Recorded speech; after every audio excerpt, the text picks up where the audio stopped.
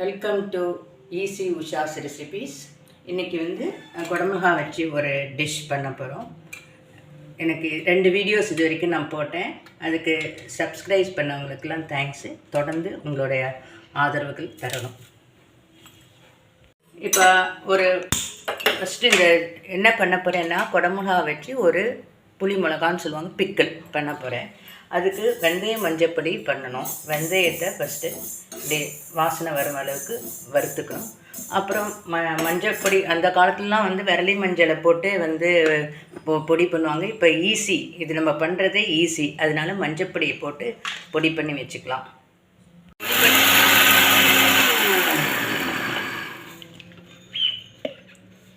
இப்போ இதை பொடி பண்ணி நல்லா நைஸாக பொடி பண்ணி நம்ம எடுத்துக்கணும்.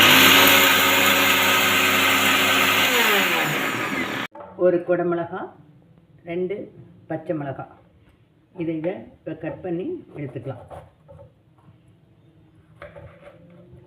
இப்போ ஒரு கப்பு நறுக்கி வச்சுக்கிட்டோம். கொஞ்சோண்டு புளி ஊற வச்சுருக்கேன். இப்போ நல்லெண்ணெய் கொஞ்சம் ஊற்றிக்கணும். ஓரளவுக்கு தாராளமாக நல்லெண்ணெய் ஊற்றிக்கணும்.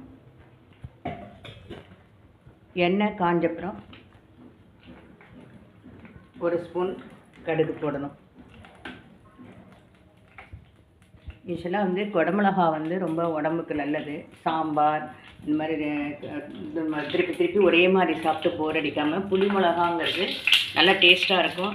பச்சை மிளகாவில் சாப்பிட்டோன்னா இப்போ பாதி பேருக்கு வயிறு ஒத்துக்கல, காரம் விடங்குனால இது ரொம்ப அருமையாக இருக்கும். எல்லாருமே செஞ்சு சாப்பிட்டு பார்த்துட்டு ஃபீட்பேக் கொடுங்க. இப்போ கடுகு வெடிச்சிட்டு இதை போட்டு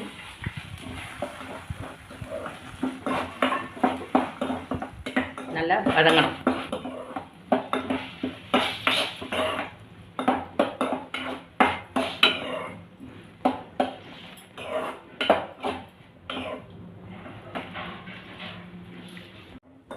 நல்லா வதங்கிட்டு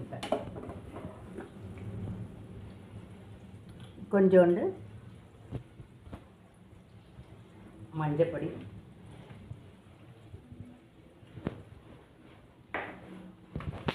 சால்ட்,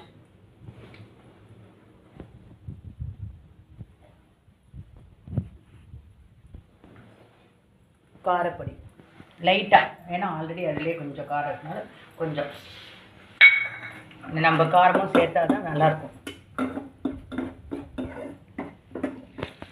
பெருங்காயப்பொடி போட்டு வச்சுட்டு அப்போ புளி ஊற வச்சுருந்தேன் இல்லையா, அதில் கொஞ்சமாக புளி அப்படியே ஒரு 5 மினிட்ஸ் கொதிக்க விடணும். இப்போ நல்லா எல்லாம் ஒன்றா வந்துடுது. அவ்வளோதான் இதோட பதம்.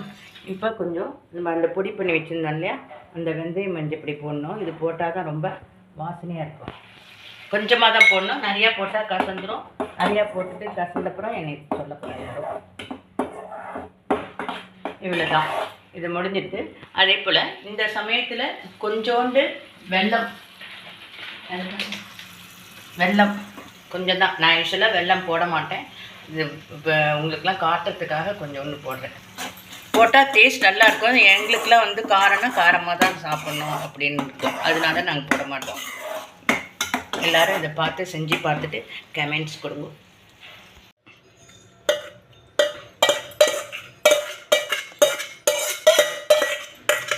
இது தயிர் சாதம், சப்பாத்தி, இட்லி, தோசை பிசைஞ்சு சாப்பிட்றவங்க கூட சாப்பிட்லாம். நல்லாயிருக்கும். தேங்க்யூ.